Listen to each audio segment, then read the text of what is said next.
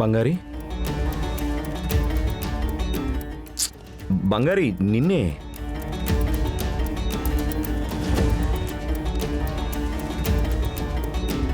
బంగారి నేను పిలుస్తూనే ఉన్నాను, పలకవేంటి? మాట్లాడడానికి ఏముంది సార్? ఏమైందా? బయట మాత్రం బయట నటించమన్నారు, నటిస్తున్నాను. ఇక నా పనేదో నేను చూసుకోవచ్చు కదా. లేదు దానికి ఏమైనా అగ్రిమెంట్ రాయాలా? ఏం జరిగింది ఇప్పుడు? ఎందుకు అంత కోపడుతున్నావు? ఇప్పుడు ఏం కావాలి సార్ మీకు? రెడీ అవ్వు. ఎందుకు?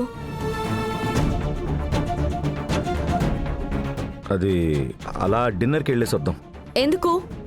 డిన్నర్కి ఎందుకు వెళ్తారు? తినడానికే కదా. వెళ్ళేసి వద్దాం పద.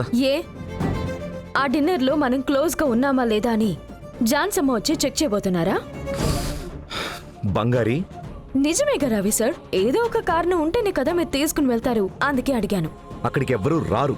అయినా ఇంట్లో మనం జంటగా వెళ్ళేటప్పుడు జాను సంతోషపడుతుంది కదా.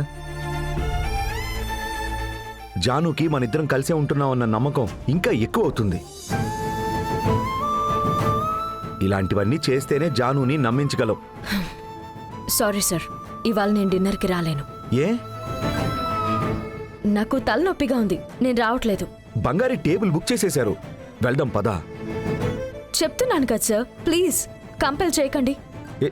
ఏంటి నువ్వు అన్నిటికీ ఊపి ఇప్పుడు ప్రతి విషయం కుదరదని చెప్తున్నావు? ఇదిగో చూడు, మనం నిజంగా క్లోజ్ కాదు. అందరి ముందు ఊరికే నటిస్తున్నాం. దానికే ఎందుకు ఇలా చేస్తున్నావు?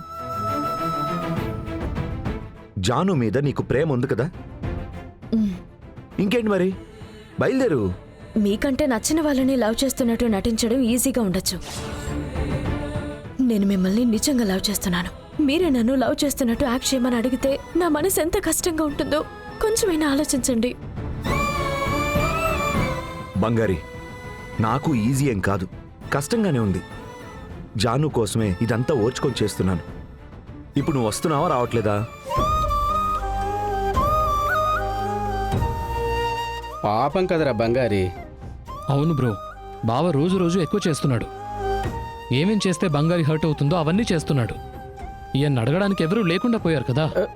పద పదరా, వచ్చేస్తాడు. రా రా.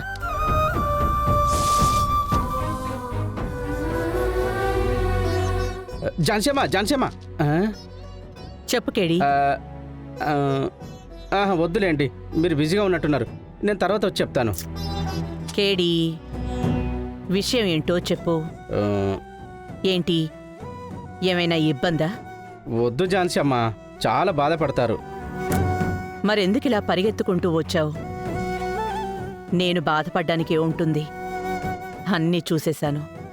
ఆ సంయుక్త ఉంది కదా జాన్సమ్మ, రవిని సపరేట్గా డిన్నర్కి పిలిచింది. ఏదో జపాన్ రెస్టారెంట్ అంట, కొత్తగా ఓపెన్ చేశారంట. అందులో డిన్నర్ చేయడానికి వెళ్తున్నారంట. సామె ఎవరు జాన్సమ్మ రవితో వెళ్ళడానికి? న్యాయంగా చూస్తే బంగారి కదా వెళ్ళాలి. రవి ఎలాగూ బంగారిని పిలుచుంటాడే.